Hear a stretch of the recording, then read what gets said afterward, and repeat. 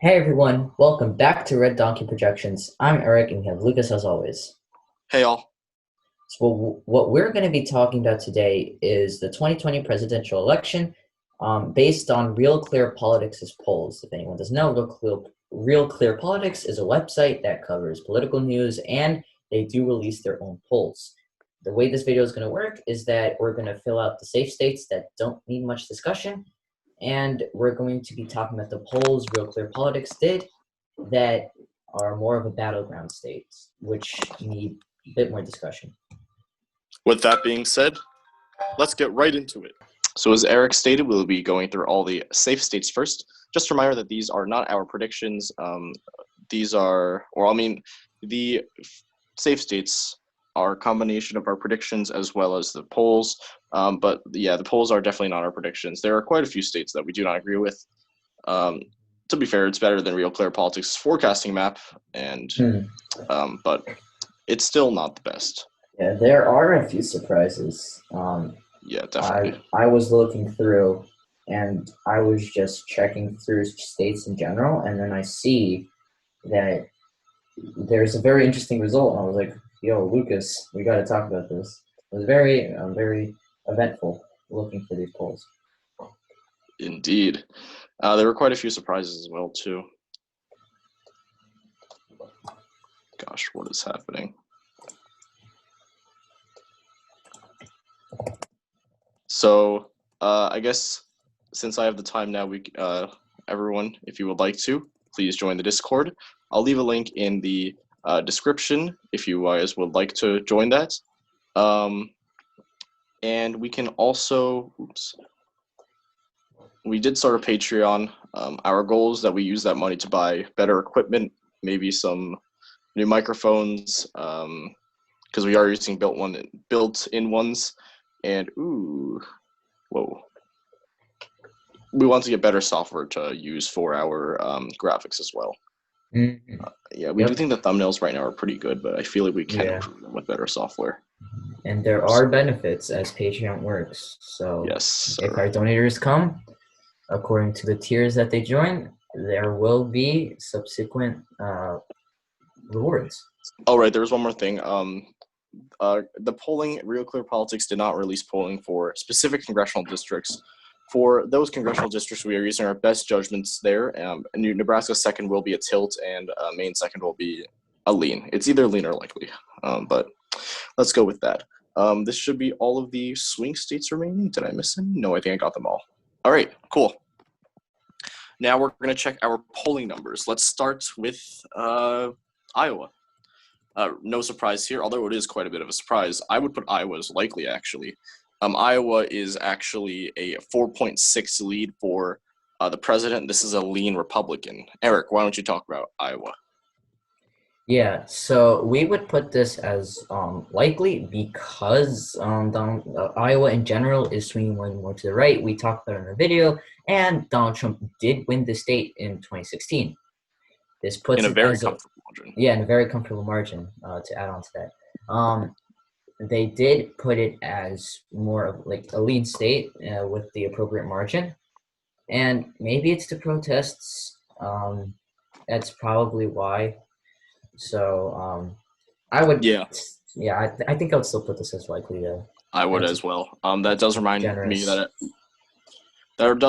I forgot to mention our margins. A lead of less than 1% is a tilt.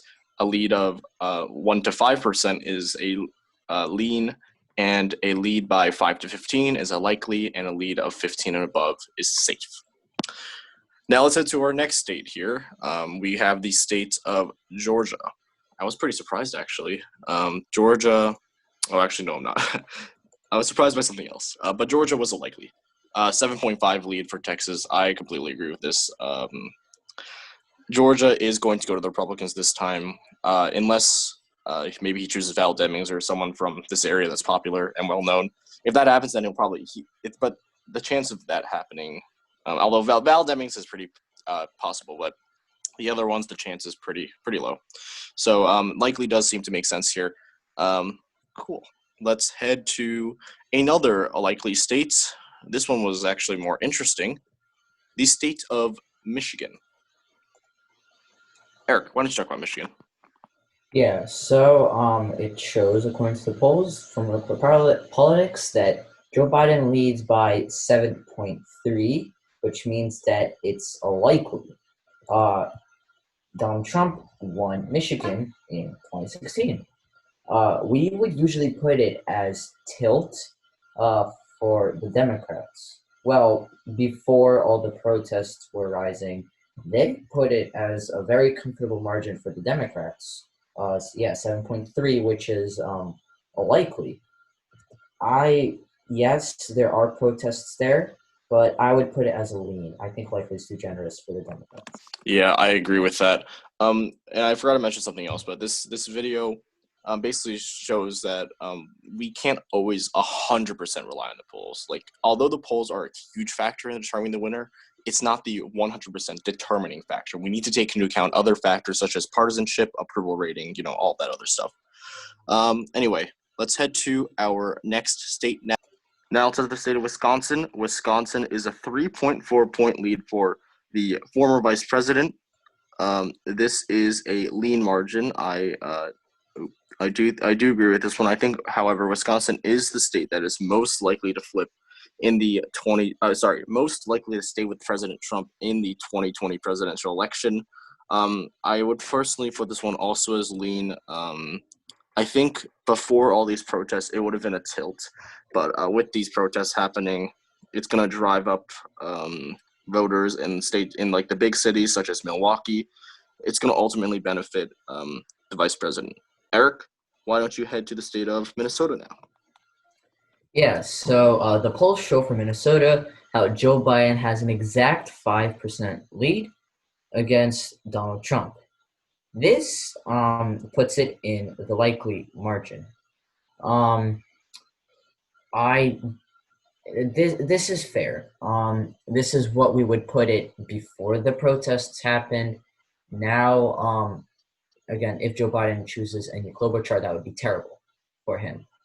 But that's likely not going to happen anymore. So this, I think, I agree with this. Yeah, I would agree as well. I think likely is a good characterization here.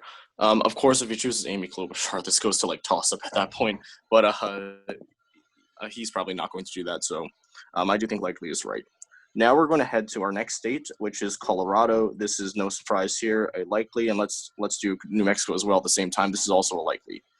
Colorado's exact lead is Colorado is a lead by 10 points. So that is a pretty good lead there. And New Mexico is a lead of 8 points. So I do think these two are definitely going to go to the Democrats. There should be an issue carrying those. But yeah, that one I definitely agree with. Eric, why don't you head to the state of, let's do Pennsylvania. All right, Pennsylvania. Here, Joe Biden has a lead of 3.3 points. He has 48.3%, and Donald Trump has 45% here. This puts it in the lean margin. I think this is a bit too generous for the Democrats. We would usually put it as tilt. Donald Trump did win the state in 2016. It's, again, the same person running. So there would be little reason why voters would shift to the left so much, especially in this battleground state for this election. Yeah, especially considering how different Pennsylvania is. They have West Pennsylvania that is very conservative. You have East Pennsylvania with all of the towns. This is more liberal here. Yeah, that is interesting to take a look at. I do think that lean might be a bit too generous, but I think it's within the acceptable range. I would put it as either tilt or lean, somewhere in between there. Yep. All right. Let's move on to Virginia. The polls here show how Joe Biden leads by 9.7 percentage points, which puts it in a likely margin. He has 49 percentage points, and Donald Trump has 39.3.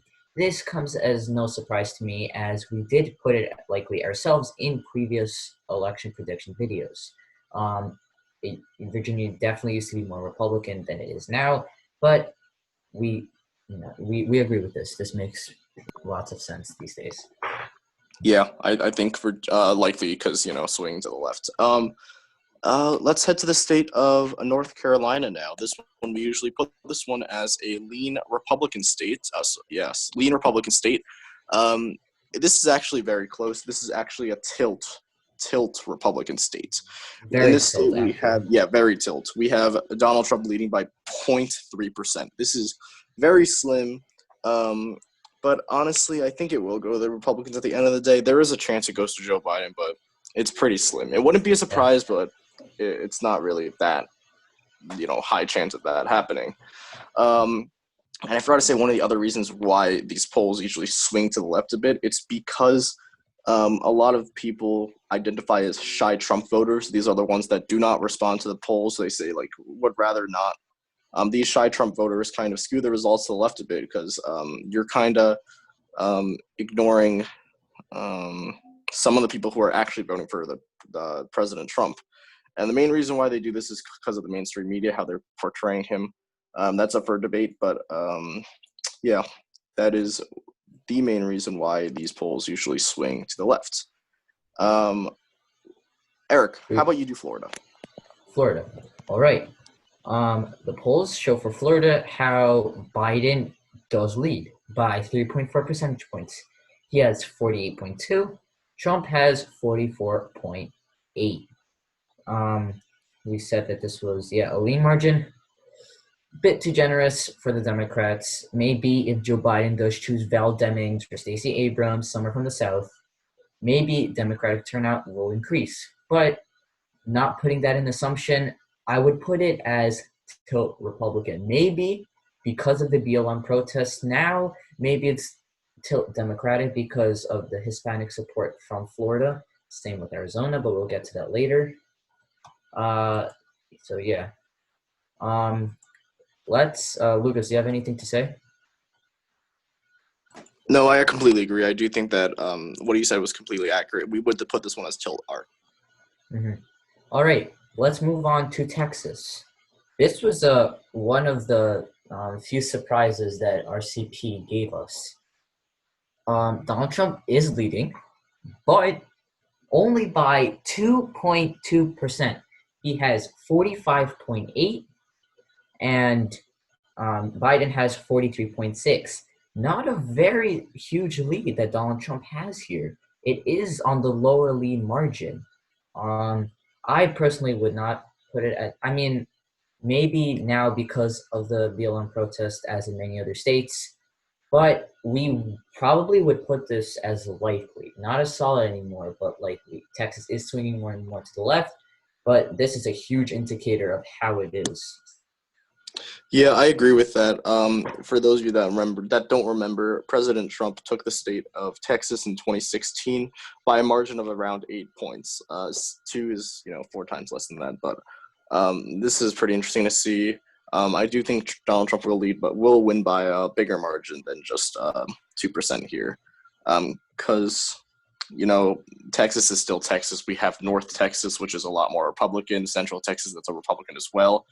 South Texas is more Democratic, but I do see this one still going to the president. Now let's head to the state of Eric. Why don't you do Arizona? Sure, we can go to Arizona. So here, just like in Florida, actually identical to Florida, Biden does lead by 3.4%, with the 46.7 with Biden and 43.3 with Trump. And essentially the same explanation to Arizona goes to Florida. The BLM protests are happening there. A lot of Hispanics in Arizona that are in support of this movement. So this increases Democratic turnout, and therefore the polls are leaning to the left. Right. So yes, it is increasing Democratic turnout, which is why it's probably going to be more Democratic in November. So I think lean is a little too generous. I would put this one as tilt, if anything. Usually this is a pure toss-up, but BLM has driven it a little bit more to the left now, so we do characterize this one as being a tilt. All right. Now we're going to head to the state of Nevada. Nevada was actually quite interesting. This is actually only a lean for Vice President Biden here. This was pretty interesting to see. I'm told from my friends that Nevada does have polls that lean to the right a bit. I'm not too sure why, but that's kind of interesting to think about. Maybe it is a bit too much to the right. We do usually characterize Nevada as being likely Democratic, lean. Again, lean is a bit too generous to the Republicans. I would put this one as likely because we have to look at voter demographics and that kind of stuff. Especially if he chooses Kamala Harris, that will definitely help him not only in Nevada but in Arizona as well, because she's from the state of California. But Nevada, I think lean is a little bit too generous, but it's acceptable. Let's head now to the state of Ohio. I just realized I forgot to put in Maine All-State. Yep. All right, cool. Ohio was a huge surprise to me. This is one we had to double check. Eric, how about you check, Eric? How about you talk about Ohio? So, this goes against all of our predictions about Ohio and even goes against how Ohio is swinging to the right. The polls show how Joe Biden does have a slight lead here. This falls under the tilt category.